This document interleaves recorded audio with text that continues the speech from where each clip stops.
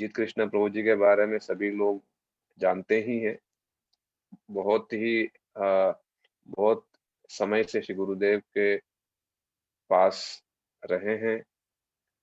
गुरुदेव की बहुत इन्होंने सेवा की है और विशेष करके इस समय नोएडा में बहुत सुंदर मठ स्थापना हुई है।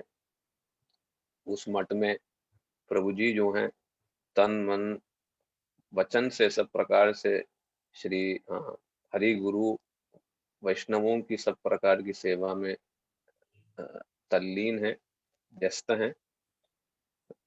प्रभु जी हम लोगों के निकट गुरुदेव के साथ जो उनकी मधुर मधुर बातें हैं वो हमारे निकट करेंगे शायद।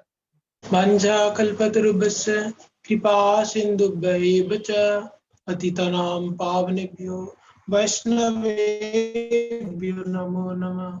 श्री कृष्ण चैतन्य प्रभु नित्यानंद श्री अद्वैत गदाधर शिवासादि गौर भक्त वृंद। बोलो हरे कृष्ण कृष्ण कृष्ण हरे हरे, हरे राम राम राम हरे हरे।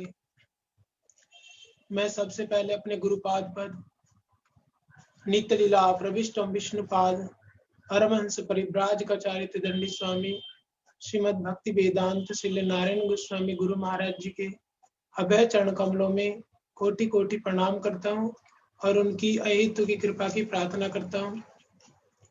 उसके बाद समस्त गुरुवर के चरण कमलों का स्मरण करता हूँ और उनकी भी कृपा की प्रार्थना करता हूँ।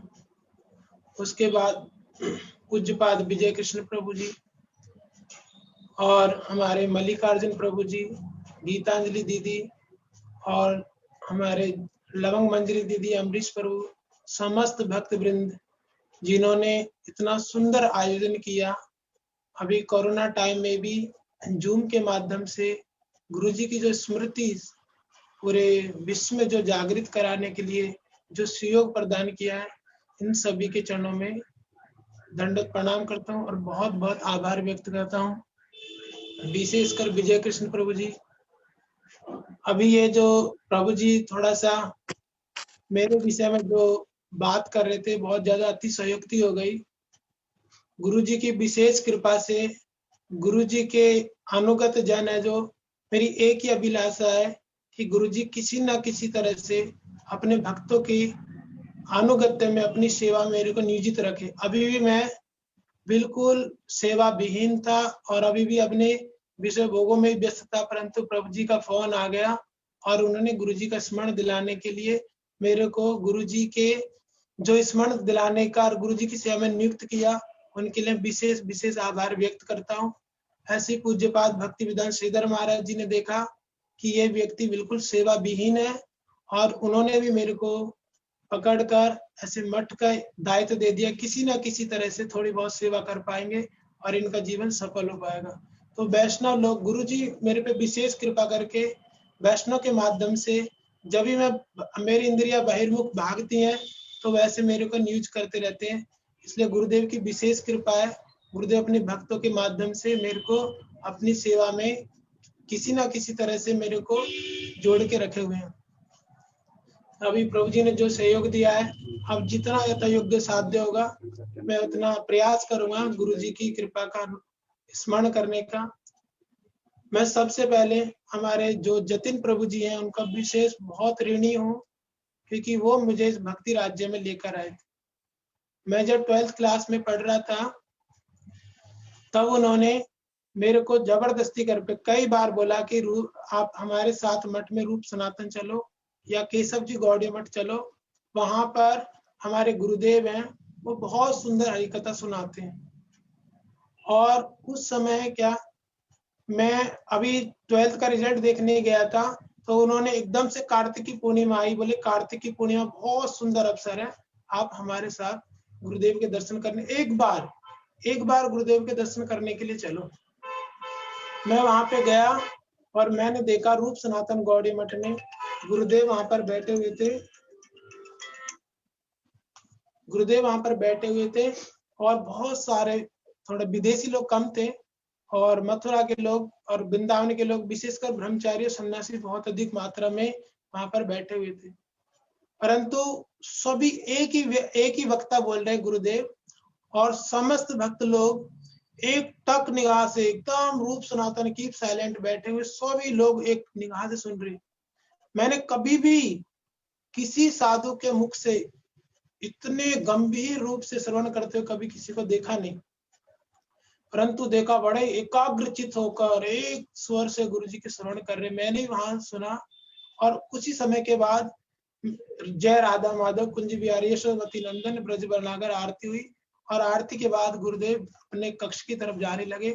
मैंने उनको प्रणाम किया और बहुत मैं अधिक प्रभावित हुआ, और उस समय मेरा पहला दर्शन था। फिर उन्होंने कहा, मैंने कहा मैं इन गुरुजी की शरण लेना चाहता हूँ, इनसे कुछ शिक्षा लेना चाहता हूँ, किस प्रकार होगी? वो बोले मथुरा में चलना, गुरु पूर्णिमा और कार्तिक महीने में विशेषकर गुरुदेव जब हरिनाम दीक्षा देते थे, फिर विशेष योग से कहीं पर भी जैसा सहयोग मिलता देने लगे थे, और अधिकांश रूप में गुरु पूर्णिमा और कार्तिक महीने में देते थे। तो मैंने गुरु पूर्णिमा का बड़ा इंतजार किया, और गुरु पूर्णिमा आई जब मथुरा केशव जी गौड़ में मठ में गया, वहां पर गुरुदेव अपने गुरुवर्गों की पूजा कर रहे थे, और पूजा करने के बाद बहुत लंबी लाइन लगी हुई थी। वहां पर गुरुदेव बैठे और मैं भी वहां पर लाइन में लग गया, और मैंने उनसे वहां पर हरिनाम लिया। हरिनाम लेने के बाद गुरुदेव वहां पर सनातन गोस्वामी के विषय में कथा कर रहे थे, बड़ी सुंदर कथा। परंतु उस समय मैंने देखा, मैं सुना मैं बहुत विलंब से आया, बहुत देरी हो गई। गुरुदेव की जो आवाज थी, माइक खराब हो गया था और बहुत ही धीरे धीरे आवाज आ रही थी। तो मैंने सोचा कि अभी तो गुरुदेव की आयु बहुत अधिक हो गई है, मैं अपनी जड़ बुद्धि से सोचा, और मैं कुछ समय पहले आ जाता तो अधिक से अधिक रूप में कथा श्रवण कर पाता, गुरु की किस प्रकार सेवा की जाती है, गुरु तत्व क्या होता है, बहुत अधिक कथा सुन पाता तो मैं कुछ समझ पाता।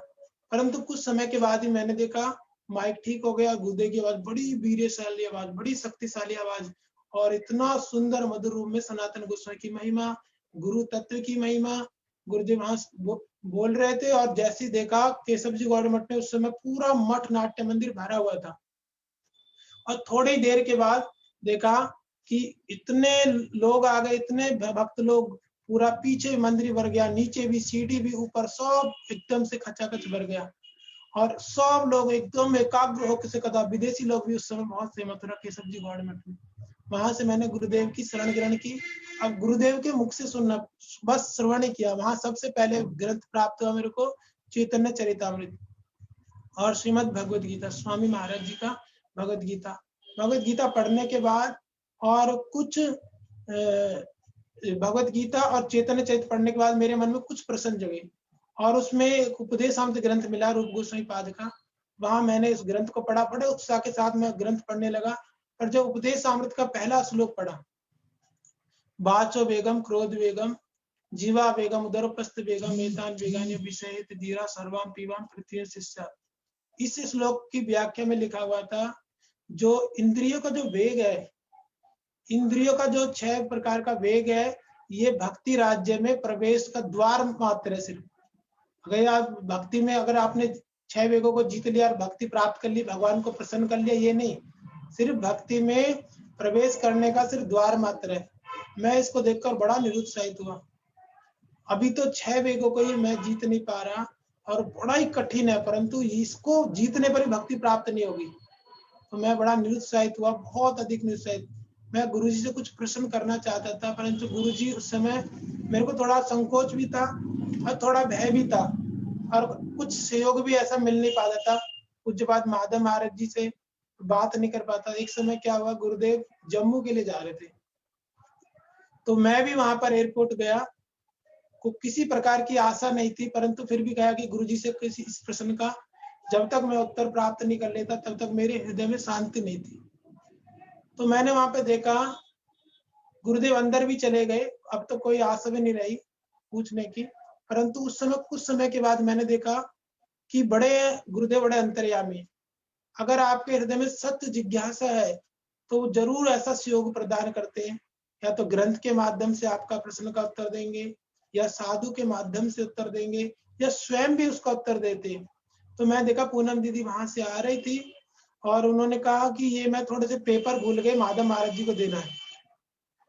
और मैं तो इतना खुश हुआ, मैंने कहा दीदी मैं पेपर दे के आता हूँ। मैं दीदी को इतना जानता नहीं था, दीदी मेरे को भी जानती नहीं थी, परंतु वहां पर जो गार्ड से मैंने प्रार्थना की, मैंने कहा प्रभु हमारे गुरुदेव है, वो सामने बैठे मेरे को दिखाई दे रहे थे, ये पेपर दे के आ जाऊंगा।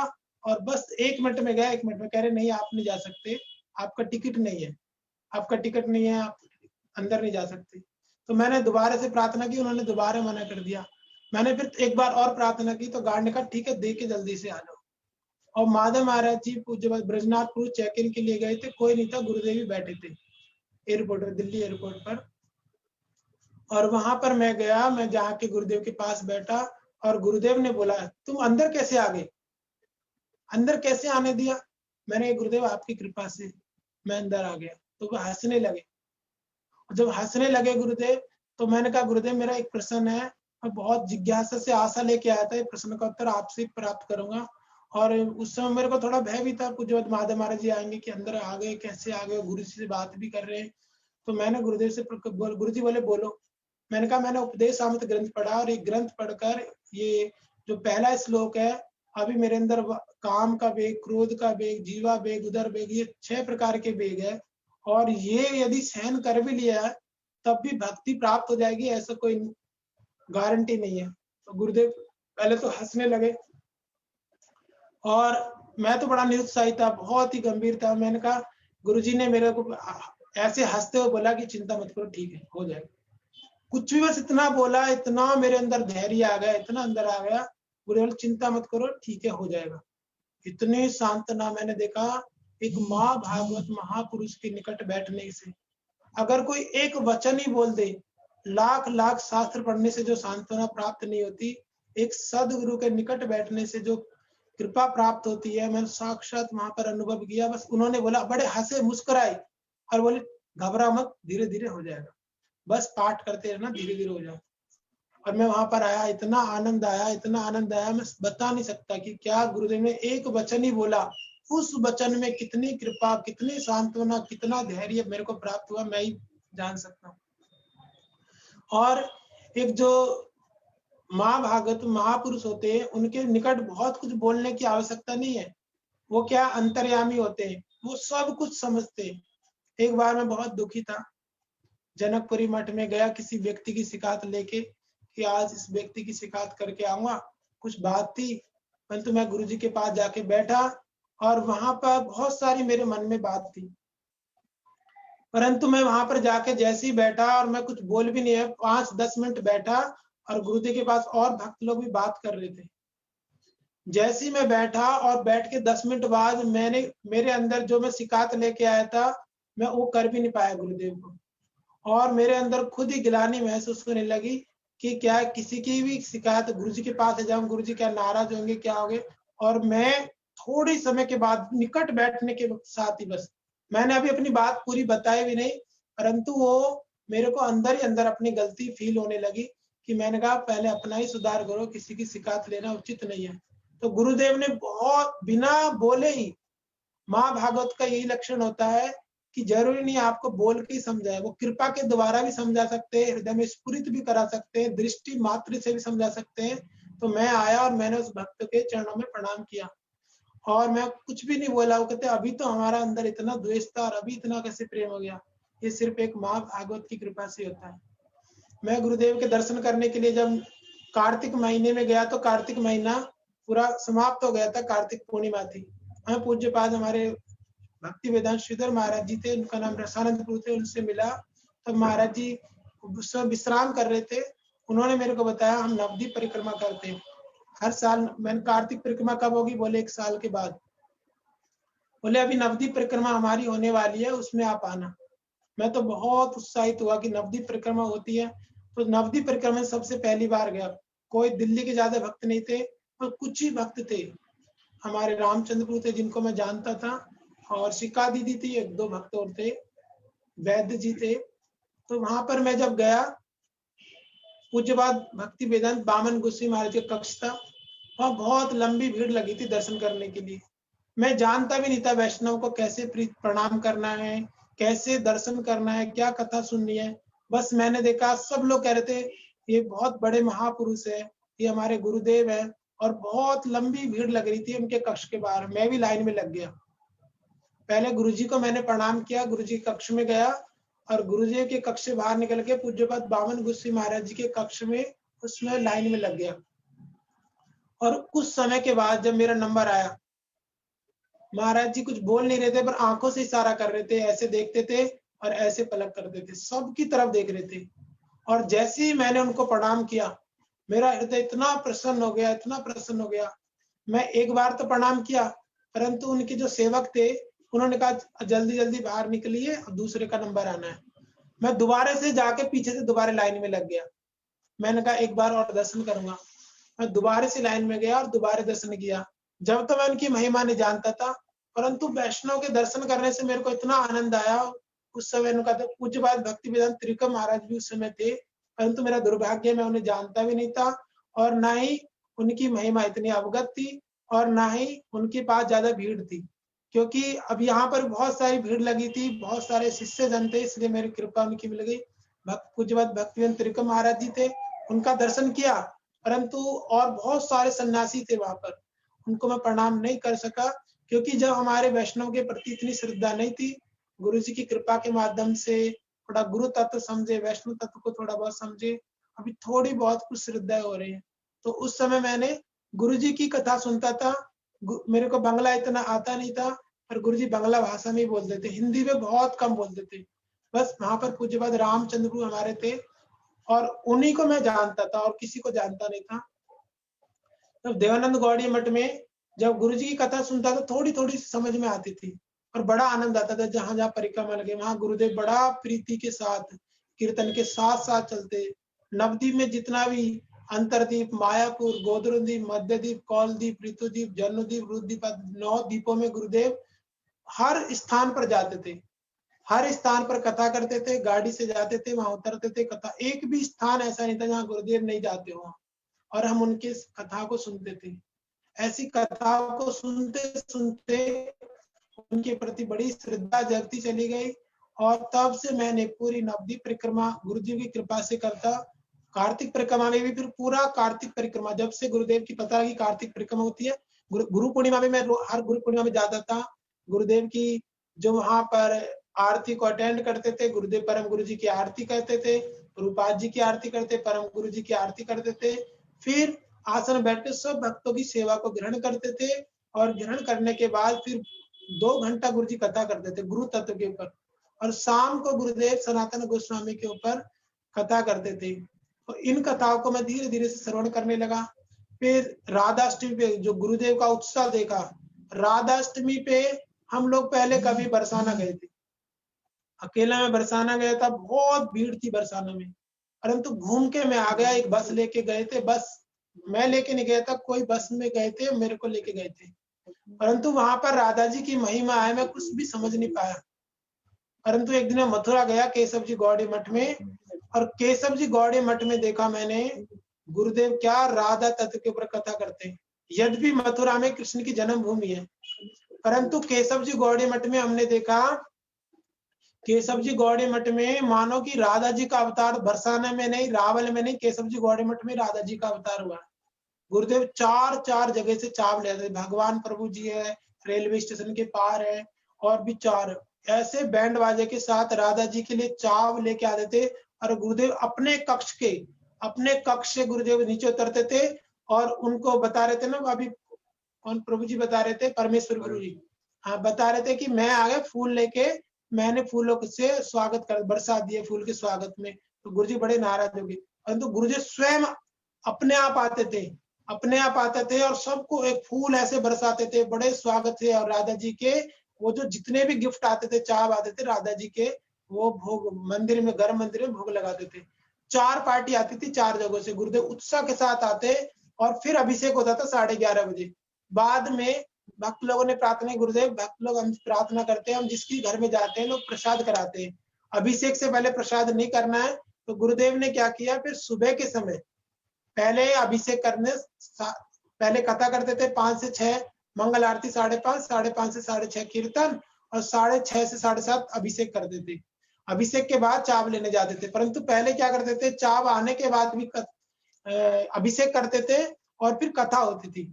और ऐसे अभी जिन लोगों ने बाद में भी देखा होगा, राधाष्टमी के दिन ऐसे लगता था मथुरा नगरी ऐसे सज जाती, जन्माष्टमी से भी ज्यादा। मथुरा में ऐसा कोई व्यक्ति नहीं है जो नहीं जानता कि राधाष्टमी क्या तिथि है, कब।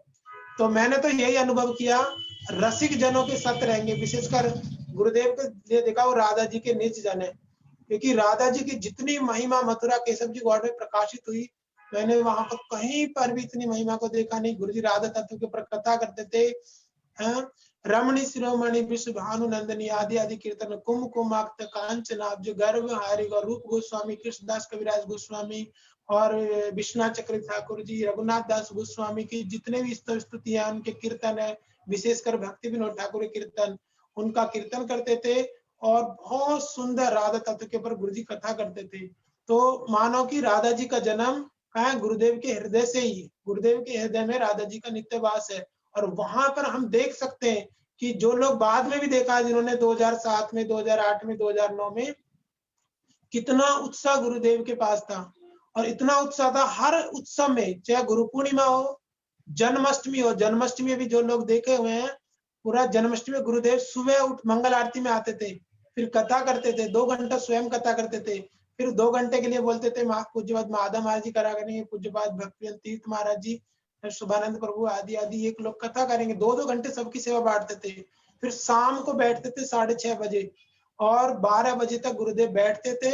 बहुत वहां पर हमारे डोरीलाल जी और वक्ता लोग आते थे, वहां पर कीर्तन करते थे। 12:30 बजे, 12 बजे गुरुदेव कथा करते थे। 45 मिनट कथा करते, कभी 1 घंटा, कभी आधा घंटा। और 2:30 बजे गुरुदेव कभी कभी सोते थे और सुबह जल्दी से उठ के फिर मंगल आरती में आना, हरिनाम करना। गुरुदेव के जीवन में देखा गया, जैसे कि मैं पहले भी बता रहा था, गुरुदेव के पूज्यपाद हमारे आचार्य लोग भक्ति विनोद ठाकुर जी ने कहा है, जिसके अंदर ये 4 गुण है, तृणादपि सुनिचेन, तरोरभि सहिष्णुना, अमानिना मानदेन, कीर्तनिया सदारी। जिसके अंदर ये 4 गुण है, वही आचार्य का काम कर सकता है। परंतु गुरुदेव के जीवन में हमने अपनी क्षुद्र बुद्धि से जो अनुभव किया, यद्यपि हम तो जितने अनुपात में आप वैष्णवता आपको प्राप्त होती जाएगी, उतने अनुपात में आपको दर्शन होगा, नहीं तो दर्शन होगा नहीं। परंतु हमने देखा गुरुदेव के जीवन में, देखा उनका आचरण हो, उनका प्रचार हो, उन्होंने कोई भी बात बिना आचरित किए कभी भी किसी को कोई प्रचार नहीं किया। तो तृणादपि सुनिचेन की वो मूर्ति थे। कैसे, जो लोग भक्त लोग को जानते हैं कि एक बार हमारी परिक्रमा बरसाना में थी, मोदी भवन में। पहले क्या होती थी परिक्रमा, ऐसे नहीं, गोवर्धन में मठ नहीं था हमारा और ये गोपीनाथ भवन भी नहीं था। 3 दिन बरसाना रुकती थी, 3 दिन नंदगाम रुकती थी और 3 दिन कहाँ पर रुकती थी, गिरिराज गोवर्धन में 3 दिन, 4-5 दिन वृंदावन में, 5 दिन मथुरा में, ऐसे करके परिक्रमा रुकती थी। उसमें 3 दिन बरसाना में मोदी भवन में गुरुदेव हमारी परिक्रमा रुकी हुई थी और वहां पर गुरुदेव कथा कर रहे थे। तो वहां से हम पैदल पैदल बरसाना दर्शन करके ऊंचागाम गए। वहां पर बहुत सारे भक्त लोगों ने, जो कि ब्रज के संत, बड़े बड़े संत थे, विशेषकर जो नारायण भट्ट के पुत्र दीपक भट्ट है, उन्होंने आयोजन किया, गुरुदेव को युगाचार्य के उपाधि दी। कहाँ पर, ऊंचागाम के जो नीचे है बलदेव प्रभु का जो मंदिर है, उसमें नीचे में बहुत बड़ा पंडाल टेंट का लगाया था। उसमें बहुत सारे सन्यासी भक्त लोग और ब्रजवासी, बहुत बड़े बड़े ब्रजवासी और गांव के दीपक भट्ट जी और जितने भी विद्वान थे वहां पर आए हुए थे। जब गुरुदेव को युगाचार्य की उपाधि दी, गुरुदेव बिल्कुल धीर, स्थिर और मौन रूप में बैठे हुए थे। तब उन्होंने जब उनको माइक दिया, जब उनका नंबर आया, जब वो बोले कि देखो, मैं तो इस उपाधि के बिल्कुल भी योग्य नहीं हूँ, हमारे गुरुवर्ग हैं जो, वही इस उपाधि के योग्य हैं। उनकी महिमा को मैं बढ़ाने के लिए, उनकी महिमा को, उनके गुरुवर्गों के जो वास्तव में युगाचार्य है, इसीलिए मैं इसको स्वीकार कर रहा हूँ। उनको सौंपने के लिए मैं बिल्कुल भी, मैं युगाचार्य नहीं हूँ। उन्होंने ये शब्द वहां पर गुरु जी ने बोले थे और भी बहुत शब्द बोले थे, अभी मेरे को स्मरण नहीं आ रहा। इतने बड़े, क्योंकि युगाचार्य की उपाधि से क्यों प्रभावित नहीं हुए गुरुदेव, क्योंकि जो राधा जी के निज जन है, अगर कोई अनंत कोटि ब्रह्मांड के स्वामी, अनंत कोटि ब्रह्मांड के स्वामी भगवान कृष्ण है, और वो भी कौन है, अपनी प्रियतमा श्री राधा जी के जो है वशीभूत है प्रेम की, उनकी जो निज जन है, अगर उनसे कम उपाधि दोगे युगाचार्य, सिर्फ क्या कलयुग के आचार्य है, या द्वापर के या त्रेता या चतुर्युग के आचार्य, अनंत कोटि ब्रह्मांड के जो नायक है, उनकी जो प्रियतम है राधा जी, उनके निजी सेवक हैं, तो उनको इतनी बड़ी उपाधि से कोई नीची उपाधि दे युगाचार्य, कोई दुखी होगा, प्रसन्न होगा या उत्साहित होगा? मानो कि प्रधानमंत्री है, प्रधानमंत्री की कोई उपाधि है, प्रधानमंत्री को एमएलए आप बना दो, तो प्रधानमंत्री खुश होंगे या दुखी होंगे? जो राजा जी के निज जन है, अनंत कोटि ब्रह्मांड के नायक के जो स्वयं सेवक है, उनको छोटी मोटी युगाचार्य की उपाधि से कौन प्रभावित कर सकता है? बड़े धीर स्थिर होकर वो वहां से बड़े गंभीर वचनों को वहां पर गुरुदेव व्यक्त करके वहां पर आ गए। और हमने देखा मथुरा में बड़े बड़े विद्वान यहाँ पर आते थे, परंतु गुरुदेव कभी सबको यथायोग्य सम्मान देते थे और इतना प्रीति के ब्रजवासियों को, विशेषकर ब्रज के जो विद्वान जो विभूति है, उनको आकर्षित करना कठिन काम है। जैसे कि हम सभी वक्ताओं के मुख से श्रवण कर रहे थे, वो कि ब्रज के बाहर के जितने भी संत हैं वो उनका आदर नहीं करते, परंतु गुरुदेव के प्रीति के द्वारा, गुरुदेव के द्वारा और गुरुदेव की मधुर शैली के द्वारा, गुरुदेव की विद्वता के द्वारा वो प्रभावित हुए। उनकी उदारता, उनकी सरलता के द्वारा गुरुदेव से प्रभावित हुए और उनका बड़ा आदर और सम्मान पूरे ब्रज में, गुरुदेव का नाम पूरे ब्रज में प्रकाशित था। आप जानते हैं जनकपुरी में एक बाबा थे, पता नहीं उनका नाम क्या है, मैं अभी भूल रहा हूँ। वो आए तो गुरुदेव जब कथा बोले थे, गुरुदेव आपने जितने लोगों को प्रभावित किया, विदेशी लोग भी आपकी शरण में आ रहे हैं, मथुरा के विद्वान, हरिद्वार आदि आपकी शरण में जो आ रहे हैं, आप क्या नारद जी के अवतार। गुरुदेव को बताया आप क्या है, नारद जी के अवतार है। गुरुदेव जनकपुरी मठ में थे और गुरुदेव वहां पर बोलने लगे कि जब गुरुदेव का नंबर आया तो गुरुदेव बोले तो अतिशयोक्ति होगी, हम तो नारद जी के सेवकों के सेवक भी नहीं है, ये तो भगवान के जो अवतार है, बड़ी अतिशयोक्ति होगी। और क्या वो तृणादपि सुनिचर, उनके हर कार्य में आपको जो जिन्होंने संग किया है, जिन्होंने सेवानिवृत्ति के द्वारा उनको दर्शन किया, वो समझ सकते हैं तृणादपि सुनिचर कैसे हो और सहिष्णु कैसे थे हो। आप लोग जानते हैं कि बड़े से बड़े, जैसे मैंने बताया दुर्वासा ऋषि में कितनी कठिनाई आई, कितना कष्ट आया, क्या वाद विवाद हुआ, परंतु वो अपनी गुरुदेव की सेवा से कभी विचलित नहीं हुए। कितने वो सहनशील थे और उन्होंने वहां पर राधा विनोद बिहारी सेवा को प्रकाशित किया। उन्होंने जो ठान लिया, परंतु उन्होंने क्या किया, गुरुदेव की सेवा के लिए उन्होंने इतना कष्ट सहन करके भी मतलब दुर्वासा ऋषि में आश्रम बनाया और तो जगह जगह पे जब भी वो कष्ट आते थे, कभी भी वो सेवा से विचलित नहीं हुए। नवदीप परिक्रमा के समय जो भी हुआ, कभी भी किसी भी कारण से वो विचलित नहीं हुए। और क्या, अमानिना मानदेय, अभी बताया कि अमानिना मानदेय कौन हो सकता है? जो दूसरे को मान दे सकता है, जो दूसरे को मान दे सकता है वही दे सकता है जिससे अपने सम्मान की आशा ना हो। इसलिए पूज्यपाद हमारे भक्ति वेदांत स्वामी महाराज के शिष्यों को कितना आदर्श देते थे, ऊपर आसन पे बैठाते थे और कितनी प्रीति के द्वारा उन्होंने सभी ब्रजवासियों को सम्मान देते थे, यहाँ तक गृहस्थ भक्तों को भी। कभी कभी बोलते थे, गुरु जनकपुरी में 2009 में बोले, जब पूज्यपाद रामचंद्र रोहिनंद्र आदि आदि भक्त लोग गोकुल चंद्र कथा कर रहे थे, तो वो बोले कि आप कितनी अच्छी कथा बोलते हैं, आप कितनी अच्छी कथा बोलते हैं, इतनी अच्छी तो मैं भी नहीं बोलता। तो गुरुदेव कैसे उत्साह प्रदान करते थे। हाँ, और कीर्तनिया सदाहरी कहते थे। गुरुदेव एक बार विदेश से आए और विदेश से आते समय फ्लाइट से जैसे ही बाहर एयरपोर्ट पर आए तो बोले तुम्हारा नाम कितना हो गया। हम पूछ रहे थे बिजनाथ प्रभु, कुलदीप प्रभु आदि आदि, इनको पूछने लगे तुम्हारा कितना नाम हो गया। किसी ने कहा 16 माला हुआ, किसी ने बोला 32 माला हो गया। तो गुरुदेव उस समय फ्लाइट में थे, 8 घंटे की फ्लाइट थी शायद, पता नहीं 10 घंटे की थी। तो गुरुदेव ने बोला मेरा तो 2 लाख हरिनाम हो गया, 2 लाख हरिनाम हो गया। हमने देखा गुरुदेव जब भी गाड़ी में बैठते थे, जिन्होंने गाड़ी ड्राइव किया, गुरुदेव चुप मौन रहते थे और हरिनाम में ही मग्न रहते थे। हमेशा बहुत कम बोलते थे, 1-2 बात, जब जाना, कहाँ जाना है, कितने बजे जाना है, बस 1-2 शब्द। वहां पर कुछ भक्त लोग आने वाले थे, तो हम लोगों ने, एक दीदी ने मेरे को बुलाया कि गुरुदेव आने वाले हैं, थोड़ी सी व्यवस्था करनी है, आप इधर में आ जाइए। मैं जब वहां पे गया, हम लोग कुछ राशन लेके आए।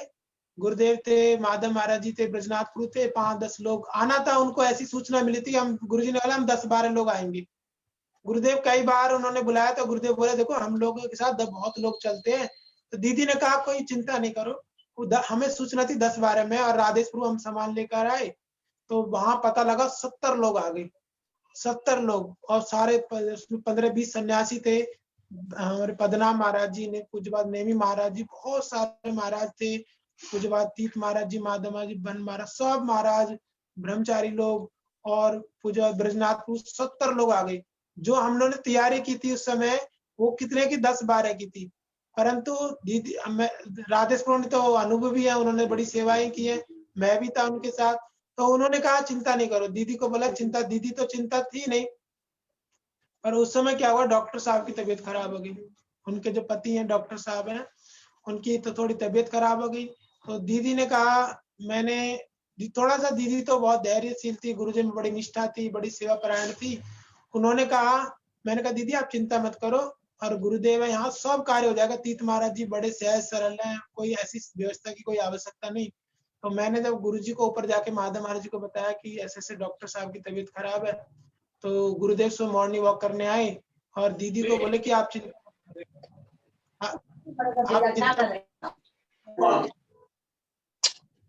हरे कृष्णा। हाँ बोलिए बोलिए बोलिए। तो उन्होंने कहा आप चिंता मत करो और आप डॉक्टर साहब को दिखाओ, आज ये ऑपरेशन करा दो। मेरी तो देखो हार्ट की, मेरा तो हुआ है, स्टैंड डला है, कुछ भी दिक्कत नहीं होती, बस थोड़े समय आ जाता है। तो वो एंजियोग्राफी करा के आए, वहां पर सब नॉर्मल आ गए, वो आगे थोड़ा रेस्ट करने के लगे। और वहां पर फिर डॉक्टर साहब के पास एक व्यक्ति को रहना जरूरी था, और दीदी सारा प्रोग्राम का आयोजन कर रही थी, सारा प्रोग्राम का आयोजन करी थी, उनका जाना जरूरी था। पर मैं इतनी दूर से आया था गुरुदेव की कथा श्रवण करने के लिए। तो गुरुदेव की तो सेवा प्राप्त हुई, वहां पर थोड़ी बहुत सहयोग प्राप्त हुआ, परंतु कथा सुनना मेरे को बड़ा अच्छा लगता था। कथा में मिस नहीं करता था गुरुदेव की, परंतु वहां मेरे को रुकना पड़ गया किसी कारणवश। तो दीदी ने कहा, जी तुम रुकोगे या मैं रुकूं? तो दीदी की इच्छा थी जाने की, मेरी भी इच्छा थी जाने की। फिर मैंने कहा कि किसी कारण से मैं गुरुदेव के पास गया और मैंने गुरुदेव से बोला, गुरुदेव मैं आप इतना दूर से आया, आपकी कथा श्रवण करना चाहता हूँ, और परंतु यहाँ पर ऐसी स्थिति आ गई, अभी बताओ मैं क्या करूं? तो गुरुदेव कुछ भी नहीं बोले। मैंने जीवन में देखा, बहुत समय आया जब मैं प्रश्न लेके गया, गुरुजी बहुत कुछ नहीं बोले, परंतु उन्होंने संपूर्ण कृपा की और उसकी अनुभूति दी और उसका धैर्य भी दिया। मैं समझ गया गुरुदेव क्या चाहते हैं। अभी बोले कि तुम जाओ, तो ये भी नहीं बोल सकते, और दीदी को यहाँ रख दो, वो भी नहीं बोल सकते। वो गुरुदेव ने कहा जैसी ठीक, चुप रहे, मौन रहे। मैं समझ गया। मैं डॉक्टर साहब से रुका, मैंने कहा दीदी का जाना जरूरी है, और मेरे को बड़ा दुख लग रहा था, मैं कथा कैसे सुनूंगा। तो कुछ समय के बाद दीदी का फोन आया और बोलने लगी, गुरुदेव का प्रोग्राम क्या होगा आज, लाइव टेलीकास्ट। मैं इतना प्रसन्न हुआ, मेरी इच्छा थी गुरुदेव की कथा सुनने की। तो वहां से सीधा लाइव टेलीकास्ट आया, और मैं डॉक्टर साहब के कमरे से बैठ के गुरुदेव के एक एक शब्दों को नोट बना रहा था, लिख रहा था, और कथा का भी पूरा सहयोग मेरे को प्राप्त हुआ। जैसी बैल बजी, देखा गुरुदेव की गाड़ी बाहर कर दिया। गुरुदेव सबसे पहले गुरुदेव आते थे, पूज्य माधव महाराज जी, और मैंने जैसे गेट खोला, गुरुदेव ने ऐसे मेरी तरफ नेत्र किया, यहाँ तुम्हारा ठीक हो गया। मैं बहुत प्रसन्न हुआ, मैं गुरुदेव ने कैसी व्यवस्था की। जब जब कोई भी किसी प्रकार की हृदय में जिज्ञासा, प्रसन्न होते, तो गुरुदेव प्रेरणा के द्वारा, साक्षात सांत्वना के द्वारा, उपदेश के द्वारा, आदि आदि मैंने कभी कई स्थानों पर देखा उन्होंने रक्षा की। एक बार गुरुदेव नोएडा में सिका दीदी के घर में, वहां पे मैं ठाकुर की आरती पूजा करता था, अर्चन करता था, अभिषेक करता था। सिका दीदी जो ठाकुर थे, राधा कृष्ण थे, उनका अर्चन करता था। तो जैसे गुरुदेव विश्राम कर रहे थे और मैं पट खोलने से पहले संसार दावानल कर रहा था। संसार दावानल नली, पीछे का गुरुदेव का कमरा था जहाँ गुरुदेव रुके थे, इधर सामने ठाकुर जी का कमरा था, और कीर्तन कर रहा हूँ संसार दावन नली, पीछे देख रहा हूँ गुरुदेव की तरफ, गुरुदेव की भावना करके। गुरुदेव उस समय हरिनाम कर रहे थे, मुझे पता नहीं था, और मैं बहुत धीरे धीरे कर रहा था कि गुरुदेव की नेत्र ना खुल जाए, और गुरुदेव जगे हुए थे, मुझे पता नहीं लगा। और फिर मैं मंगल आरती करने लगा।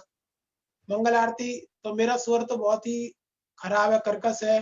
मंगल श्री गुरु गौर मंगल मूर्ति, जब मैं कर रहा था तो गुरुदेव ने कहा, शाम 7:30-8 बजे हम लोग गुरुदेव कमरे में गए, सिका दीदी, मैं और वैद्य जी, गोपाल प्रभु। बोले आज मंगल आरती कौन कर रहा था? तो उन्होंने कहा कि ये जीत प्रभु मंगल आरती कर रहे थे। तो वो वैद्य जी बोलने लगे, गुरुदेव जब ये मंगल आरती करता ना, भगवान सो जाते कंबल ओढ़ के, इतनी कर्कश आवाज में कौन मंगल आरती कर रहा है? कहते भगवान को तो उठाते मधुर मधुर आवाज के द्वारा, और मंगल श्री गौर जब ये बोलता है तो भगवान को सोने का मन करता है। तो गुरुदेव बड़े जोर जोर के हंसने लगे।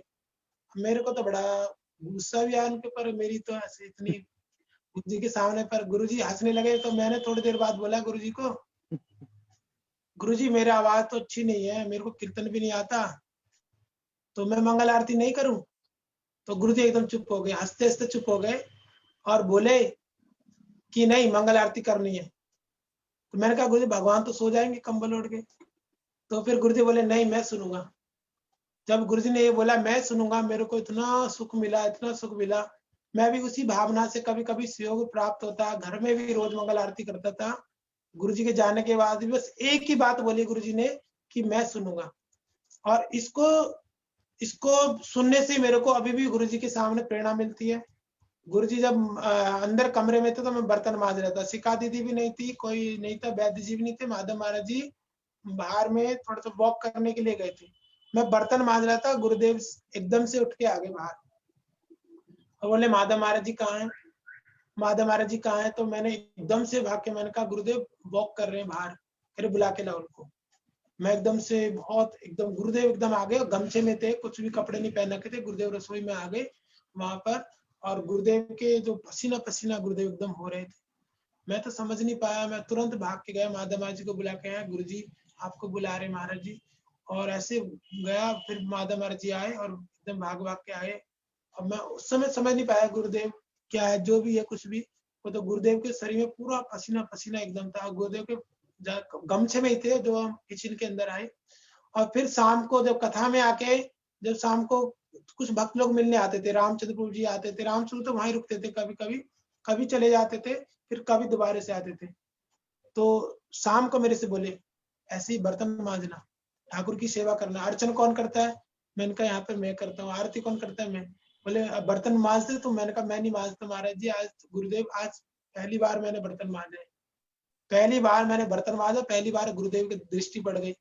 तो मैं अपने को बड़ा सौभाग्य समझता हूँ। यदि मैंने गुरुजी के सामने बोला गुरुदेव मैं बर्तन यहाँ मांजता नहीं, आज किसी कारण से कोई था नहीं, मेरे को मांजने पड़े, तो गुरुदेव वहां पर क्या हुआ, बड़े प्रसन्न हुए। और प्रसन्न होकर वहां पर उसी समय मैंने 5-6 दिन गुरुदेव की वहां सेवा का सहयोग मिला। एक बार गुरुदेव नोएडा में भी आए थे, हमारे पूज्यपाद राधानाथ प्रभु जी के द्वारा, गोकुल चंद्र प्रभु के द्वारा वहां पर बहुत बड़ा आयोजन किया गया था। और वहां पर हम गुरुजी रुके थे, यहाँ मित्तल प्रभु के घर पे रुके थे एक बार, और वहां एक बार राधानाथ प्रभु जी घर पे रुके थे। जब मित्तल प्रभु जी के घर पे रुके थे तो वहां पर मैं एक बार गया, गुरुदेव बोले कि तीत महाराज जी, बन महाराज जी की व्यवस्था हुई है, कहाँ पे रुके? उनके अंदर इतना भक्तों के वात्सल्य था, भक्त वात्सल्य था, बहुत ध्यान रखते थे, मेरे को रोज पूछते थे तीत महाराज जी हाँ भक्त लोगों ने क्या क्या बना प्रसाद, पूरी डिश पूछते थे क्या क्या बना। अच्छा तीत महाराज जी ठीक है, बन महाराज जी कहाँ पे रुके हुए? हमारे यहाँ बारात घर में रुके हुए थे, उनका आयोजन था। बन महाराज जी बड़े सीधी सादगी, हमारे पास उस समय ज्यादा व्यवस्था नहीं थी, बन महाराज जी हॉल में रुक गए बाहर, और ये यहाँ पर तीत महाराज जी भी इस बारात घर के इस कमरे में थे। और साधारण रूप में प्रसाद था, हमें भी कुछ पता नहीं था, पर महाराज जी गुरुदेव रोज उनके लिए पूछते थे। और अंतिम समय में मतलब जब जा रहे थे, दो जम्मू जाना था यहाँ से, तो गुरुदेव बोले उनके लिए बस की व्यवस्था कर देंगे तो बहुत अच्छा होगा। उनके लिए अगर बस की व्यवस्था करने से वहां पर ट्रेन के लिए बस की व्यवस्था वहां पर की गई। जैसे गाड़ी से छोड़ के आए भक्त लोग, सब लोग, हमारे राधानाथ प्रभु जी, गोकुल चंद्र प्रभु आदि आदि सब लोग भक्तों को जम्मू जाना था और वहां पर छोड़ के, उस समय मेरे को बड़ा सहयोग मिला। तो गुरुदेव मेरे से पूछते थे आज प्रसाद में क्या क्या बनाया, एक एक चीज पूछते थे। फिर क्या पूछते थे, सब भक्त लोग ठीक भी हैं? मतलब ये एक बार नहीं, अमृतसर में भी ऐसे पूछते थे, अमृतसर में भी बार बार गुरुदेव पूछे थे वहां पर कौन कौन भक्त रुक रहा है, क्या क्या प्रसाद बनाया है, एक एक चीज गुरुदेव वहां पूछते थे। इसलिए गुरुदेव का भक्त, यहाँ तक कि नहीं, हमारे पंडित प्रभु थे, गुरुजी उनको फोन करते थे कैसी तबीयत है, वो ठीक है कि नहीं है। मैंने पहले ही बताया था, विजय प्रभु जो हमारे जो आयोजन कर रहे हैं, मैंने इनके लिए पहले भी बताया था, और अभी भी मैं वहां पर था जब गिरधारी गौड़ी मठ में थे गुरुदेव, और इनको कुछ बुखार हो गया था, कुछ हो गया था, पता नहीं क्या। तो गुरुदेव ने माधव महाराज से कहा मैं देखने जाना चाहता हूँ। तो माधव महाराज बोले आप नहीं जाएंगे, आपका स्वास्थ्य ठीक नहीं है। तो बोले तुम जाओ, तुम देख के आओ। तो माधव बोले मैं जाता हूँ। पता नहीं उस समय फिर गए कि नहीं गए, माधव महाराज जी गए। और उस समय फिर बाद थोड़े समय के बाद 4-5 दिन बाद विजय प्रभु आए थे, और वो गुरुजी से मिले थे। तो उनका जो भक्तों के प्रति जो प्रेम है, चाहे तीर्थ महाराज जी हो, पूज्य बन महाराज जी हो, प्रेमानंद प्रभु, वो कैसे पूछते थे, रसोई में रोज जाते थे। कार्तिक महीने में जब प्रेमानंद प्रभु हमारे रसोई बनाते हैं, पूज्य प्रेमानंद प्रभु, ऐसा एक भी दिन नहीं हुआ रसोई में नहीं जाते। बोले आज क्या क्या बनाना है, पैसे ऐसे तुम्हारे पास हैं कि नहीं है, सब जाते थे। और जितनी परिक्रमा होती रोज कहते थे, जब हमारी कार्तिक की परिक्रमा होती थी और नवदीप की परिक्रमा, मैंने एक चीज नोट की, उनकी पूरी गुरु परंपरा में पूर्ण निर्भरता थी। अपने गुरुवर के ऊपर कितनी निर्भरता थी, कितना गुरुवर को स्मरण करते थे। मैं रोज नोट करता था, गुरुदेव कहते आज श्री गुरु गौरांग गांधारी का गिरधारी श्री श्री राधा विनोद बिहारी जी की असीम अनुकंपा से आज की हमारी परिक्रमा निर्विघ्न रूप से संपन्न हुई। मैंने कहा गुरुदेव रोज क्यों बोलते हैं कि सब की कहते हैं, गुरुजी कहते थे कि हमारी जो परिक्रमा है गुरुवर करा रहे हैं, मैं अपने गुरुदेव पे पूर्ण निर्भर हूँ और गुरु की कृपा से हमारे गुरुवर हमारी परिक्रमा को करा रहे हैं। एक दिन भी ऐसा नहीं हुआ जो गुरुजी ने ये नहीं बोला। आप लोग सुनेंगे कार्तिक की रिकॉर्डिंग, रोज ये बात बोलते थे कि आज गुरु गौरांग की विशेष कृपा से हमारी परिक्रमा निर्विघ्न रूप से संपन्न हुई। कार्तिक और नवदीप परिक्रमा में ये बोलते थे और कैसे उत्साह देते थे भक्तों को। कभी कभी नरसिंह पल्ली के दिन कहते थे कल बहुत तेज धूप है और मैं नरसिंह भगवान से प्रार्थना करता हूँ कि महाप्रभु की सेवा है हमारी, उसमें अधिक विघ्न बाधा ना हो। और जो भक्त लोग पैदल आते थे, कुछ भक्त लोग रिक्शा से आ जाते थे, कुछ भक्त लोग डोला उठा के पैदल आते थे। और गुरुदेव इतना उत्साह प्रदान करते थे, जो पैरों में छाले पड़ गए, आदि पड़ गए, गुरुदेव कहते थे, मैं खुद सुना, कई बार सुना गुरुदेव को, नरसिंह पल्ली से जो आते थे बाद में कहते थे आज जो लोग नवदीप धाम कितना दयालु है और इसके इष्ट देव चैतन्य महाप्रभु कितने दयालु हैं।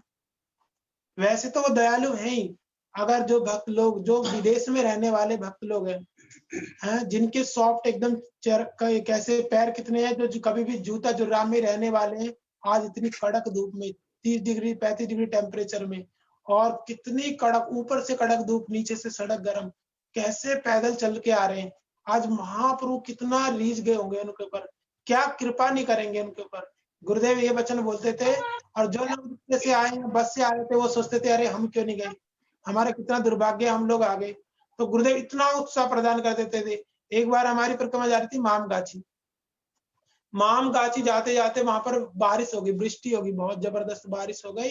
और बारिश में भीगते भीगते हम लोग परिक्रमा करते करते आए, डोला उठाते, पहले भीगते हुए गए, फिर धीरे धीरे बारिश कम हो गई।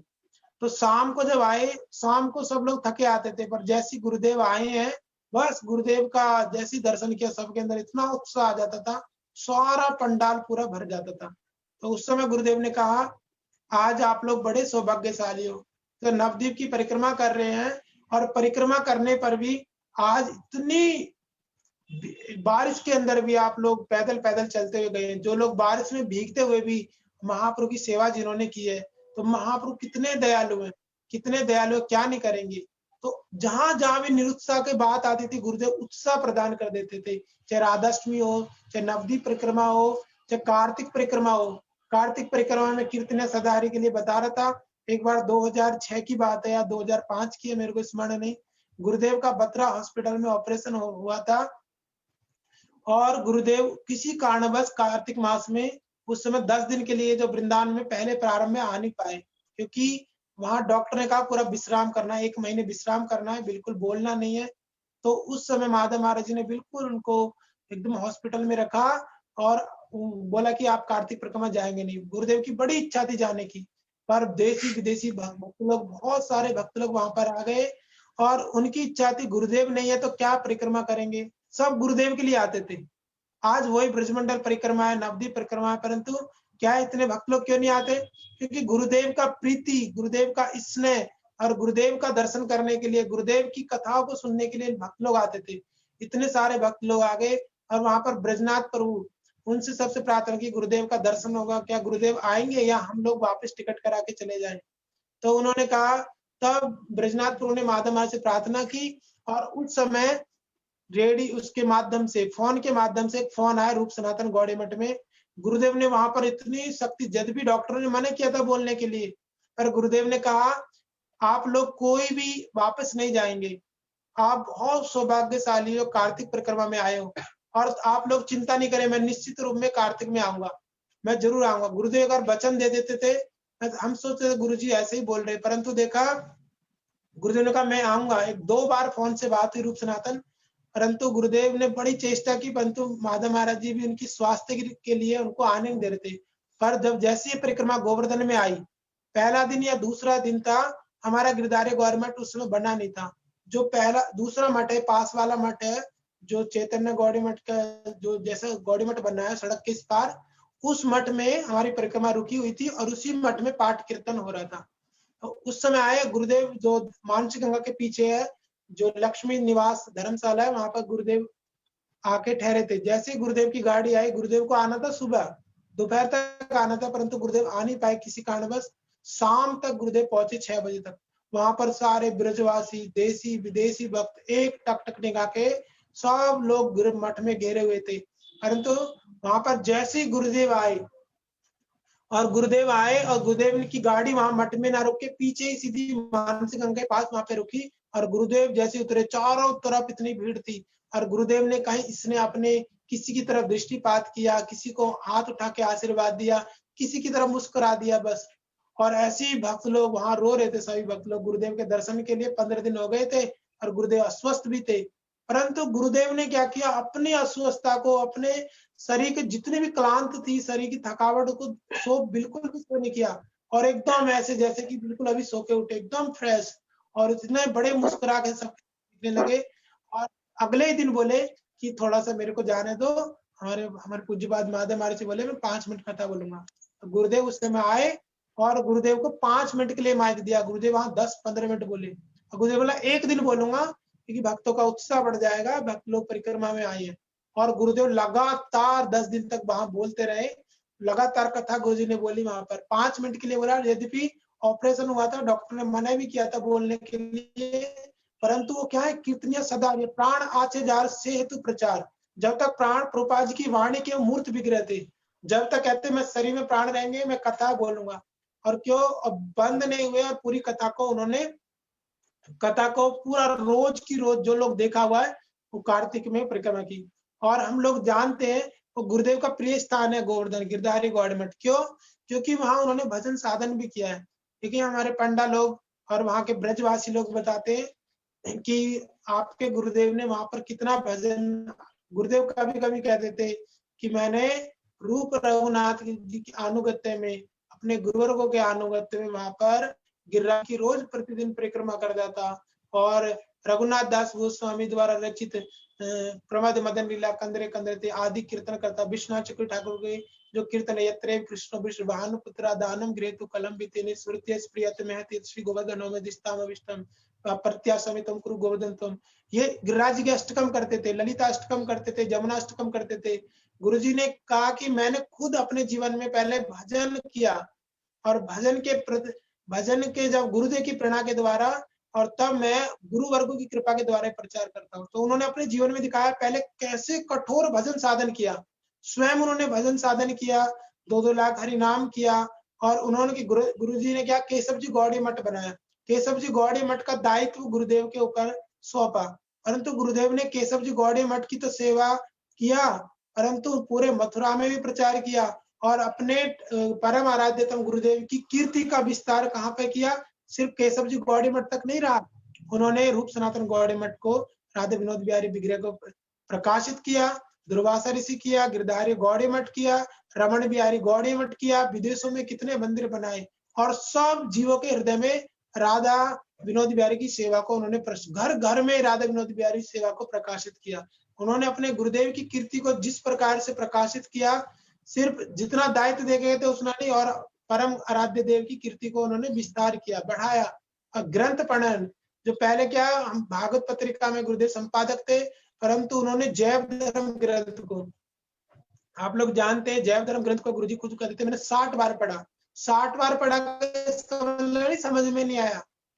इसका मतलब ये कि भक्ति विनोद ठाकुर ने जिन भावों को व्यक्त किया है, वो भाव कहीं उस भाव किसी रूप से भी विकृत ना हो जाए, उसी भाव को बांग्ला से हिंदी में बिल्कुल भाव की रक्षा करने के लिए उन्होंने ग्रंथ को 60 बार पढ़ा। फिर उपदेश अमृत, मन शिक्षा, शिक्षा अष्टकम। इसलिए मैं जब पहली बार उप सनातन गौड़ी मठ गया तो हमारे पूज्य परमेश्वरी गुरु उपदेश अमृत, मन शिक्षा, शिक्षा अष्टकम का पाठ कर रहे थे।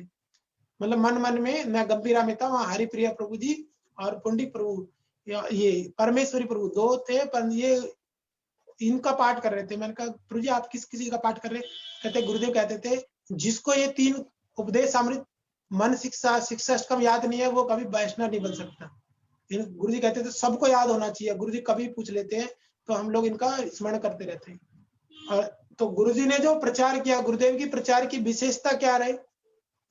पूज्यपाद भक्ति वेदांत स्वामी महाराज ने तो प्रकार पूरे विश्व में प्रचार किया, परंतु गुरुदेव ने उस प्रचार को और उसके जो नींव थी कृष्ण भक्ति की, उसकी आधारशिला को बढ़ाकर शुद्ध कृष्ण भक्ति विशेषकर राधा दास को जग जग में प्रकाशित किया। विशेषकर मैं देख रहा था मथुरा के भक्त लोग जो अनपढ़ है, पढ़े लिखे नहीं है, बूढ़ी बूढ़ी माताएं हैं, परंतु उनको क्या याद है?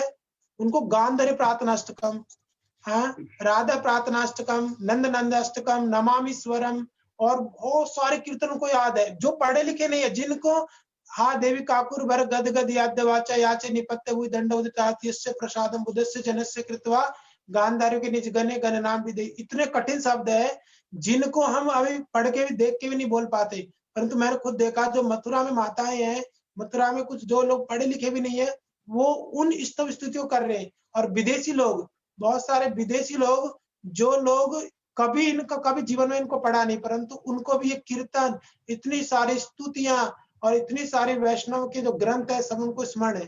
तो गुरुदेव ने सिर्फ कृष्ण भक्ति का ही प्रचार नहीं किया, जो विशेषकर रूपानुगौड़ी रूप गोस्वामी की जो महिमा को उन्होंने प्रकाशित किया, विशेषकर रूप गोस्वामी की महिमा को पहले मथुरा केशव जी गौड़ी मठ में सभाएं रखी, फिर रूप सनातन गौड़ी मठ में हम लोग जानते कितना उत्साह प्रदान करते थे, सबको निमंत्रण देते थे, आप आओ, मैंने आपको किस लिए बनाया, किसी तरह से आप भक्ति राज्य में प्रवेश करो। विशेषकर रूप गोस्वामी ग्रंथों में आपका प्रवेश। रूप गोस्वामी की जो महिमा को उन्होंने सिर्फ, वास्तव में उनकी एक इच्छा थी कि सब लोग वास्तविक रूप में रूप गोस्वामी के ग्रंथों में सबका प्रवेश हो, इसलिए वो निमंत्रण देते, इसलिए वो उत्साह देके खड़ा करते थे, इसलिए जो विद्वानों को बुलाते थे कि उनकी ये इच्छा थी कि विद्वान लोग अपने पांडित्य के अभिमान में न रहे, वो रूप गोस्वामी के जो ग्रंथों में प्रवेश करें। और रूप गोस्वामी ग्रंथों में जो जिस प्रकार से हमारे गुरुवर्गों ने रूप गोस्वामी ग्रंथों को अवलोकन किया है, वो विद्वान भी जो सिर्फ पांडित्य का अभिमान में चूर है, इसको छोड़कर त्याग करके रूप गोस्वामी कितने बड़े विद्वान है, कितने सारे साहित्य लिखे, अलंकारिक भाषा इनकी, भक्ति की जो व्याख्या उन्होंने लिखी है, किसी तरह हमारा इनमें प्रवेश हो।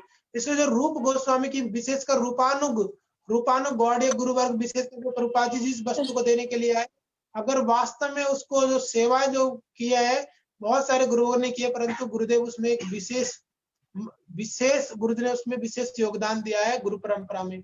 और जो हमारे प्रबंध पंचकम में जो उन्होंने, एक बार की बात है, हमारी परिक्रमा रुकी हुई थी बरसाना धाम में, उसी समय की बात है जिस दिन युगाचार्य के पाद थी, उसके 1 साल पहले, 1 साल के बाद है। तो गुरुदेव रुके थे वहां पर, जो बरसाना में जो मंदिर में चढ़ते हैं और बिल्कुल जो मोड़ पर एक धर्मशाला है, वहां पर रुके थे रमेश बाबा जी, वहां के विद्वान है, बड़े बहुत बड़े संत हैं वहां के बरसाना धाम के। उस समय गुरुदेव ने, वो कहते राधा जी का विवाह हुआ है, राधा जी का विवाह भांडीवट में, राधा जी का विवाह कृष्ण के साथ हुआ। गुरुदेव ने वहां पर उनको पत्र लिखा, बड़े सुंदर भाषा में वैष्णव मर्यादा देते हुए उन्होंने पत्र लिखा कि जो भांडीर वन है वहां पर राधा जी का कृष्ण के साथ विवाह नहीं हुआ, वहां गांधार विवाह हुआ है जो ब्रह्मा जी ने कराया था, राधा जी का विवाह जावट में हुआ है।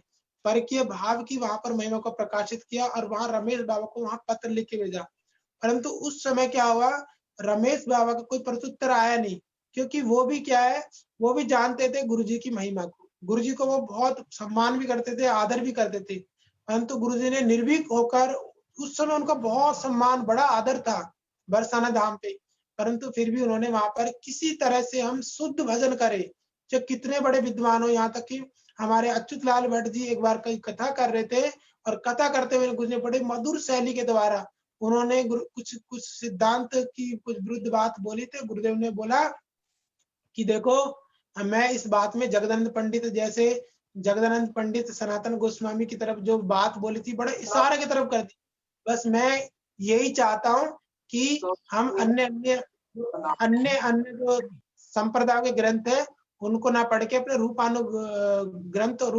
गोस्वामी ग्रंथों को पढ़े और उनमें हम उनके सिद्धांतों को मानकर अपना भजन साधन करें। और बड़े बड़े विद्वान ही मानते थे, इसलिए वो पूज्य अच्युतलाल भट्ट भी गिरधारी गौड़ी मठ में थे कि जो पूज्य भक्तिवेदांत नारायण गोस्वामी महाराज ने, उन्होंने जो आधार जो स्तंभ बनाया, उन्होंने स्वयं आचरण किया, प्रचार किया, और उन्होंने ऐसे ऐसे योग्य व्यक्तियों को बनाया जो अभी भी प्रचार कर रहे हैं। क्यों ये बात बोली? क्योंकि एक बार गिरधारी गौड़ी मठ में भागवत धर्म सभा थी, उसमें हमारी मधु खंडेलवाल दीदी थी, उन्होंने रखी थी। उसमें बड़े बड़े विद्वान वक्ताओं को बुलाया, जो मथुरा के विद्वान थे। उसमें सबसे पहले वक्ता पूज्यपाद भक्तिवेदांत तीर्थ महाराज जी को बोले। तो मुझे अभी भी याद है वो क्या बोले थे कि वास्तव वस्तु क्या है?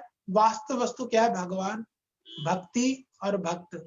इसके ऊपर बोलते थे वास्तव वस्तु शिवदम तापत्र उन्मूलनम। इस श्लोक को इतना सुंदर व्यक्त किए कि वास्तव वस्तु क्या है। उस समय अच्युतलाल भट्ट इतने प्रसन्न हो गए, करे इतने महाराज जी आपकी कैसी कृपा है इनके ऊपर, तीर्थ महाराज जी के ऊपर, कितना सुंदर ये बोले। और उस समय गुरुदेव भी जब सब विद्वान बोले तो गुरुदेव के शास्त्र सार गिरे थे। शास्त्रों का निचोड़ जो लेने में, सार लेने में और देने में भी, शास्त्र को कोई ले सकते हैं पर उसको व्यक्त करने में और किसी के हृदय में स्थापित करने में वो हर कोई व्यक्ति नहीं कर सकता। पर गुरुदेव ने कहा देखो, किसी भी ग्रंथ का निष्कर्ष या सार निकालने के लिए क्या देखना पड़ता है? उपक्रम है, अभ्यास, अपूर्व फल, उपसंहार आदि आदि विचार करना पड़ता है। और भागवत में जो भक्ति की बताइए, भक्ति की सवै पुंसा परो धर्मो, यहाँ से शुरू किया गुरुदेव ने। अहेतु की भक्ति भागवत का है। ये भी अहेतु की भक्ति क्या है? ब्रज भक्ति विशेषकर 5 रूपों में होती है, शांत, दास्य, वात्सल्य, मधुर रस। और उसमें भी मधुर रस है जो वो सबसे श्रेष्ठ है, जो कि भागवत में बताया गया है। स्वयं ये भागवत आश्रय जाति ग्रंथ है। यहाँ आश्रय जाति ग्रंथ की महिमा स्वयं भगवान बोले, ना पारे हम निर्वध संयुजा। ये कौन बोले? स्वयं भगवान बोले कि हे गोपियों, मैं तुम्हारा ऋण चुका नहीं सकता। कि विषय विग्रह भगवान, आश्रय विग्रह की स्वयं राधा रानी की, ब्रज गोपे की महिमा को कह रहे हैं। तो यहाँ पर कहते हैं मधुर रस जो श्रेष्ठ है, मधुर भाव में राधा जी की दासी बनना एकमात्र भागवत का प्रतिपाद्य विषय है। गुरुदेव ने यहाँ बोला, सब लोग देखते हैरान हो गए, जितने भी विद्वान थे। और वहां पर गुरुदेव ने बोला, मैं बहुत बड़ा विद्वान नहीं हूँ, मैं सिर्फ ये जो बोल रहा हूँ अपने गुरुवर की कृपा से बोला हूँ। गुरुदेव मेरे को कृपा करके ये सब उन्होंने अपनी सेवा नियुक्त किया और उनकी कृपा से बोल रहा हूँ। और यहाँ तक कि ब्रज भागवत, सारे गुरुजी कहते थे सारे ग्रंथों का सारा श्रीमद भागवत, भागवत का ही सारे चैतन्य चरितामृत, और चैतन्य चरितामृत का ही सारा राय रामायण संवाद। गुरुदेव के प्रिय ग्रंथ था राय रामायण संवाद, जो कि गुरुदेव ने 2004 में जगन्नाथपुरी में ये प्रभुपाद जी की आविर्भाव स्थली पे जो किया है, 18 दिन तक जो पाठ किया है, वो जो लोग जानते हैं, जिन्होंने श्रवण किया। और कार्तिक महीने में 2 बार किया, मथुरा में भी किया। गुरुजी का प्रिय था राय राम संवाद।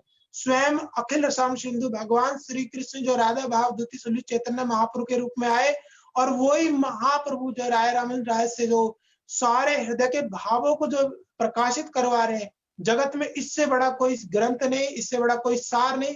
सारे शास्त्रों का सार, वेदांत का भी सार भागवत, और भागवत का भी सार चैतन्य चरितामृत, और चैतन्य चरितामृत का भी सार राय राम संवाद है, जिसमें साधारण श्रद्धा से, शरणागति से, सर्वधर्म प्रत्यज्य माम एकम शरण, भगवत गीता से शुरू होते भागवत के सारे शांत, दास्य, वात्सल्य, मधुर रस को लेते हुए। और जहां पर राधा जी की महिमा का, राधा दास से जहां पर राधा जी की महिमा को सबसे श्रेष्ठ प्रकाशित किया, और महाप्रभु भी राय राम को मौन कर दिया कि आप चुप हो जाइए, इससे बढ़कर आगे कोई बोलने वाला भी नहीं है, सुनने वाला भी नहीं है। तो गुरुदेव का एक प्रिय ग्रंथ था। और ब्रज भागवतमृत ग्रंथ भी गुरुदेव का बड़ा ही प्रिय ग्रंथ था। ब्रज भागवतमृत गुरुदेव जहां भी जाते थे ब्रज भागवतमृत की कथा करते थे। कैसे प्रहलाद महाराज श्रेष्ठ है, प्रहलाद महाराज से 5 पांडव से कैसे श्रेष्ठ है, उद्धव जी, उधर ब्रज गोपी, जहां भी जाते थे। आप लोग जानते हैं, बेंगलोर में गए या नोएडा में आए या जम्मू में आए, यहाँ गुरुदेव जहां भी विदेश में गए, घर घर में गए, उन्होंने क्या किया, ये ब्रज भागवतमृत का जो सार है वही सारे जगत को उन्होंने सारे जगत को दिया। और ये गुरु जी का प्रिय ग्रंथ था। एक बार गुरुदेव राधाष्टमी के उपलक्ष्य में कथा कर रहे थे, बड़े भावुक होकर उन्होंने गुरुदेव इसकी रमणी शिरोमणि विश्व भानु नंदिनी, इसकी व्याख्या की। व्याख्या करके गुरुदेव बड़े गंभीर हो गए और गुरुदेव गंभीर होकर बोले कि देखो मैं चाहता हूं आप राधा जी की सेवा में वास्तव में लोभ आपने हृदय में जागृत करो, परंतु वास्तव में ही करो। पर इसका मतलब ये नहीं है कि तुम रूप गोस्वामी के उपदेश अमृत को भूल जाओ, रघुनाथ दास को मन शिक्षा को भूल जाओ, और यहाँ तक कि ब्रह्म सूत्र का जो पहले जो 25 वाक्य है, अथा तो ब्रह्म जिज्ञासा शास्त्रो नित्यात, ये जो आगे पहले 25 जो सूत्र है इनको कभी भूलना मत, कभी भी सहजिया मत बनना है, कभी भी भक्ति को सहज नहीं मानना। एक बार गुरुजी पाठ कर रहे थे और पाठ करते प्रेम विवर्त का पाठ कर रहे थे और पाठ करते करते उन्होंने बोला प्रीति प्रीति प्रीति बुझबे के, प्रीति बुझवे ब्रज गोपी है से। कहते प्रेम बुझेंगे, कौन प्रेम को बुझ सकता है? जब तक ब्रज गोपियों का वास्तव में अनुगत्य नहीं करेंगे या ब्रज गोपी की कृपा नहीं प्राप्त हो जाएगी, तब तक हम प्रेम को समझ नहीं सकते। इसलिए हमें क्या होना है, गुरुदेव ने कई अपनी कथाओं में बताया है, एक लोभ जागृत हो सकता है, हमारे अंदर लोभ जागृत हो गया, परंतु उसका संस्कार नहीं है, उसका साधन भजन नहीं है हमारे पास। लोभ आने पर भी पूर्व जन्म का संस्कार, इस जन्म का संस्कार और गुरुवर्ग की कृपा जब तक प्राप्त नहीं हो जाती, तब तक आप वास्तव में राधा जी की चरणों की सेवा को प्राप्त नहीं कर पाएंगे। इसलिए लोभ जागृत होना भी बहुत बड़ी बात है। गुरुदेव कहते थे कोटि जन्मों के बाद अगर ये जो ब्रज गोपियों के प्रति राधा दास का लोभ जागृत हो जाए, ये भी बहुत बड़ी बात है। और जागृत होने पर भी वास्तव में इसकी चेष्टा करनी चाहिए। कैसे? हमें ऐसे गुरुवर्गों का पुनः पुनः स्मरण करना चाहिए और पुनः पुनः उनसे प्रार्थना करनी चाहिए। इसलिए गुरुदेव कहते थे कभी भी सहजिया नहीं बनो और कभी ये साधारण रूप से नहीं, भजन साधन करना ही पड़ेगा। जैसे मैंने अपने जीवन में आदर्श किया है, ऐसी तुम मेरे को देखकर अपने गुरुवर्गों की सेवा करो, ऐसी भजन साधन करो। तो गुरुदेव ने बहुत प्रकार के उपदेश दिए हैं, बहुत प्रकार के उनके प्रसंग है, परंतु अभी हमारा समय ज्यादा हो गया। मेरा आज की कथा बोलने का कोई बात भी नहीं थी, कोई भी नहीं, परंतु मेरी एकमात्र इच्छा है कि हम मैं गुरुजी की सेवा नहीं कर पाया बहुत ज्यादा, गुरुदेव को मैं समझ भी नहीं पाया बहुत ज्यादा, परंतु गुरुदेव के जो अनुगत जन है, जो गुरुजी की सेवा कर रहे हैं, अगर कोई मेरे को किसी प्रकार से आदेश दे और मेरे को किसी प्रकार से भी गुरु की सेवा में नियुक्त कर सके, मैं उनके चरणों में प्रार्थना करता हूँ। कभी भी मेरे को, मैं बहुत बद्ध जीव हूँ, मैं गुरु सेवा से विहीन हूँ, मैं कभी गुरु जी को दर्शन भी नहीं कर पाया ठीक से, कभी उनकी सेवा भी नहीं कर पाया और ना मेरे अंदर कोई सेवा का गुण है। परंतु जैसे हमारे पूज्यपाद विजय कृष्ण प्रभु ने मेरे को, अभी मैं कहा, अभी बहुत सर्दी हो रही है, अगर वो मेरे को फोन नहीं करते, मैं तो या तो रजाई में घुस जाता, सो जाता, ये तो प्रसाद पाने व्यस्त हो जाता, कुछ हो जाता। परंतु उन्होंने मेरे को जबरदस्ती बलात्पूर्वक जो गुरुदेव का स्मरण कराया है, मैं उनका बड़ा चिल ऋणी हूँ। ऐसे मेरे की सभी गुरु भाइयों के चरणों में प्रार्थना है। मैं गुरुदेव को नहीं समझ पाया, परंतु किसी तरह से जन्म जन्मांतर तक मेरे को ऐसी बलात्पूर्वक, मेरी रुचि भी नहीं है और मेरी कोई श्रद्धा भी नहीं है, परंतु किसी तरह से मेरे को बलात्पूर्वक गुरुदेव का सेवा में नियुक्त करे, यही उनके चरणों में प्रार्थना है। और गुरुदेव के चरणों में प्रार्थना करता हूँ, हे गुरुदेव आप पतित पावन है, योग्यता विचारे किछु नाई पाई, तुम्हार करुणा सार, करुणा ना हिले कांदिया प्राण ना राखी बार। ये भाषा भक्ति विनोद ठाकुर की है, उनकी हृदय से है, परंतु मेरी क्या है, मेरी हृदय से भाषा नहीं है, मेरी ये शाब्दिक भाषा है। कभी ना कभी किसी ना किसी जन्म में ये भाषा वास्तविक हृदय से निकले और वास्तव में क्रंदन करे आपकी कृपा के लिए। तो आप तो कृपा करने के लिए आए हैं, आप तो बड़े दयालु हैं, आपके अंदर दया के अलावा कुछ भी नहीं है। आप जिस भाव को देने के लिए आए, वो भाव ही हमारे हृदय में प्रकाशित हो और अपनी सेवा में, या तो मैं डायरेक्ट नहीं कर पाया, अपने भक्तों की सेवा में मेरे को नियुक्त करे। यही आपके चरणों में पुनः पुनः मेरी जो थोड़ी बहुत हृदय से नहीं तो बाहर रूप से जो पुष्पांजलि मैं आपके चरणों में रख रहा हूँ और प्रार्थना करता हूँ आपके हृदयगत भाव मेरे कभी ना कभी आत्मसात कर पाऊं और उनकी सेवा कर पाऊं। परम आराध्यतम परम पूज्यपाद परमहंस दंडी स्वामी शिष्य भक्ति वेदांत श्री नारायण गोस्वामी महाराज की जय, पूज्यपाद विजय कृष्ण प्रभु समस्त भक्त की जय, अनंत कोटि भक्तवृंद की जय, निताई गौर प्रेमानंदे हरि हरि। ये तो रह गया है ये बताना अभी थोड़ा सा कि मतलब ये वैराग्य कैसे जगा, किस प्रकार से मतलब जीवन वैराग्य पूर्ण बिताने का निर्णय हुआ, इसमें मतलब गुरुदेव का क्या रोल था, किस प्रकार से मतलब आशीर्वाद दिया।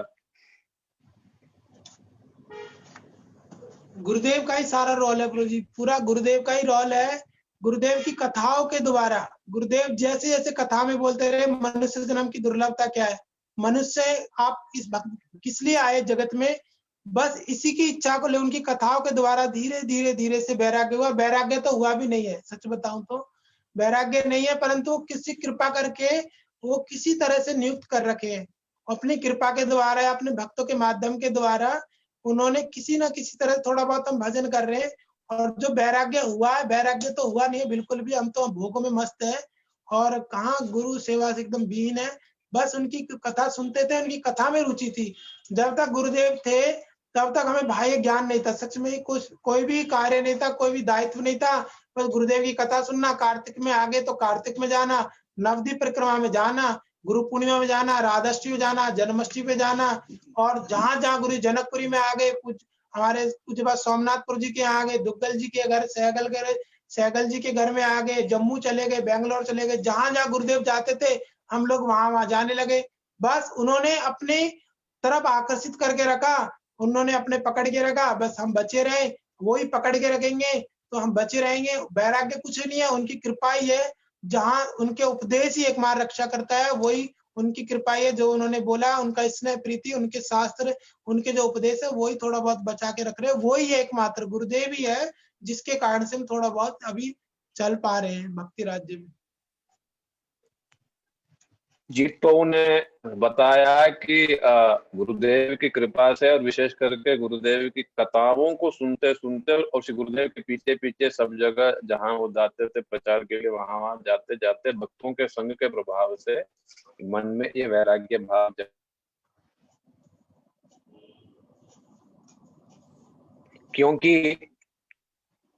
क्योंकि जीत प्रभु जैसे मतलब बैकग्राउंड से वैराग्यपूर्ण जीवन जीतना ये तो बहुत ही मतलब मुश्किल स्थिति है, संभव ही नहीं है कह सकते हैं। फिर भी जीत प्रभु ने बहुत बड़ा साहस का काम किया है जो सब लोगों के लिए प्रेरणादायक है। जीत प्रभु ने मतलब गुरु वैष्णवों की बस वही है कि गुरु वैष्णवों की कथा सुनते सुनते और जो भक्त हैं उन भक्तों का संग जो है करते करते स्वतः ही वैसे ही बनने के लिए मन में लालसा जरूर निश्चित रूप से जग जाता है। यही हम जीत प्रभु से शिक्षा लेते हैं और देखो कितनी सुंदर सुंदर शिक्षाएं जीत प्रभु ने मतलब हम लोगों के सामने रखा। और मुख्य बात है जीत प्रभु के निकट में बहुत कृतज्ञ हूँ, आभार हूँ कि मेरे बोलने, बस मैंने बोला 7:40 को मैंने बोला और 5 मिनट 10 मिनट में रेडी हो गए। और अनुपम प्रभु जी भी तुरंत ही मतलब तैयार हो गए थे कीर्तन के लिए। तो देखिए कितना सुंदर सुंदर श्री गुरुदेव की बातें, जो उनकी महिमा, उनके जो व्यक्तिगत अनुभव समूह है सबके सामने रखा फिर उन्होंने। और एक बात जीतू कह रहे थे कि मैं बीमार था तो मुझे हो गया था ब्रेन मलेरिया, 2010 की बात है, गौर पूर्णिमा के बाद की। तो नवद्वीप गया था, तो वहां से जब लौटा तो मतलब मलेरिया था, उस पर भी ब्रेन मलेरिया टाइप की थी, सीरियस टाइप की थी। फिर वहीं के लोकल हॉस्पिटल में भर्ती था। तब प्रेमानंद प्रभु रोज जाते थे वहां, फिर गोवर्धन। तो प्रेमानंद प्रभु से पूछा कि विजय कहाँ है, तो तब प्रेमानंद प्रभु ने बोला उनको ज्यादा बीमार है। तब उस समय गुरुदेव जो है स्वयं ही मतलब देखने के लिए आना चाहते थे कि, तो माधव महाराज जी ने कहा नहीं आप नहीं जाओगे, मैं जाऊंगा। तो जीत प्रभु जो कह रहे थे, तो उसके बाद ये हुआ कि मैं 3 दिन 4 दिन था वहां पर हॉस्पिटल में बेड में। और तो गुरुदेव के कहने पर माधव महाराज जी, ब्रजनाथ प्रभु, ईशव प्रभु, इस प्रकार से मतलब 3-4 लोग वहां पर देखने के लिए आए थे। श्री गुरुदेव ने विशेष करके जो अपना जो प्रसादी माला है वो भेजा और कृपा करके मेरे फिर गले में वो प्रसादी माला को डाला और चमत्कार से मतलब बस उसके नेक्स्ट दिन से ही बिल्कुल ठीक हो गया। और 2-1 दिन में बिल्कुल मतलब मैं तो ठीक होके मठ जो है लौटे आया और श्री गुरुदेव के दर्शन के लिए भी मैं चला भी गया। तो इस प्रकार से एक बार नहीं, कई बार मैंने स्वयं देखी है कि इतनी कृपा है कि शब्दों में कह नहीं सकते हैं कि मतलब किसी के केवल पारमार्थिक जिम्मेदारी ही नहीं, बल्कि व्यक्तिगत एक लौकिक जिम्मेदारी भी, बीमार भी हैं तो किस प्रकार से उसके लिए मतलब देख रेख, स्नेह, कृपा, क्योंकि इन सब के बिना श्री गुरु के चरणों में बंधे रहना किसी के लिए संभव पर नहीं है। जब तक इतना प्रेम और स्नेह और आशीर्वाद नहीं मिलेगा, मायाबद्ध जीव माया में फंसने के लिए बाध्य है। तो इसलिए श्री गुरुदेव जो है एक एक व्यक्ति पर, केवल मेरे ऊपर नहीं, सबके ऊपर गुरुदेव जो हैं इसी प्रकार ध्यान रखते थे। हमारे पब्लिकेशन में अमल कृष्ण प्रभु जी थे।